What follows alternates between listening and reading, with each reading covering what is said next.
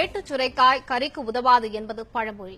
இதற்கேற்ப தங்கள் குழந்தைகளை பள்ளிக்கு அனுப்பாமல் அவர்களுக்கு இயற்கை வழி பயணத்தின் மூலமாக வாழ்க்கை பாடத்தை கற்றுக் கொடுத்துக் கொண்டிருக்கின்றனர் சென்னை திருவொற்றியூரை சேர்ந்த பெற்றோர். அது குறித்த ஒரு செய்தி தொகுப்பு. மணிகண்டன் சென்னையை பூர்வீகமாக கொண்டவர்.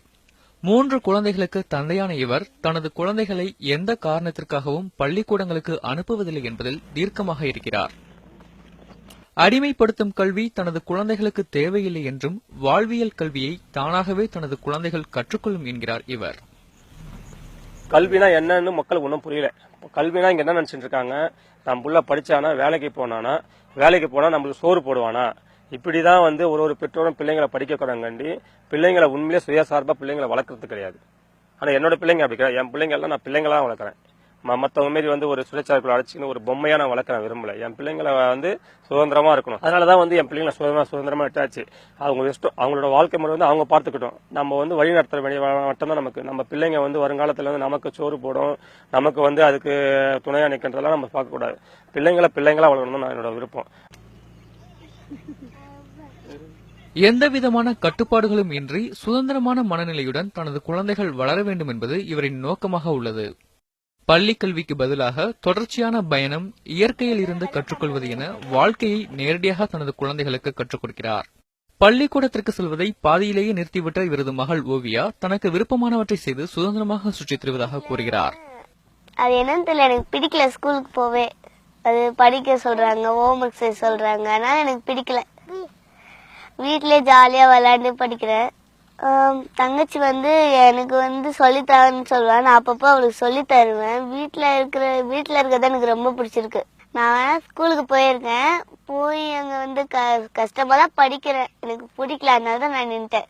ஸ்கூல்ல கத்துக்கிறத விட வெளில தான் நான் நிறைய கத்துக்கிறேன்.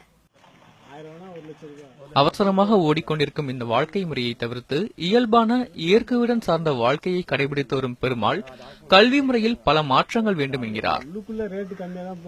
எந்த ஜீவராசியுமே தன்னுடைய குழந்தைகளுக்கு எதையுமே கத்துக் கொடுக்கறது கிடையாது. தான் வாழும்போது தன் குழந்தைய கூட வச்சுக்குது.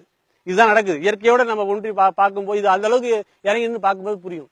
ஆனா மனிதன் மட்டும்தான் தன் வாழ்க்கையை மட்டும் அப்பா அம்மா வாழும்போது தான் வாழ்க்கையும் வாழாம தான் குழந்தை வாழ்க்கையும் சேர்த்து அவன் 30 வயசு வரைக்கும் அவனுக்கு என்ன பண்ணணும், ஏது பண்ணணும், அவன் கல்யாணம் பண்றான், எந்த பொண்ணு கல்யாணம் பண்ணணும், இது வரைக்கும் அவனை போய் தானும் வாழ்றது கிடையாது, தான் குழந்தையும் வாழ விடுறது கிடையாது. அப்படி இல்லாம ஒரு சுயசார்பான ஒரு சுய சிந்தனையோட வாழக்கூடிய ஒரு குடிமகன்களை உருவாக்குவதுதான் நம்மளுடைய நோக்கமா இருக்கு.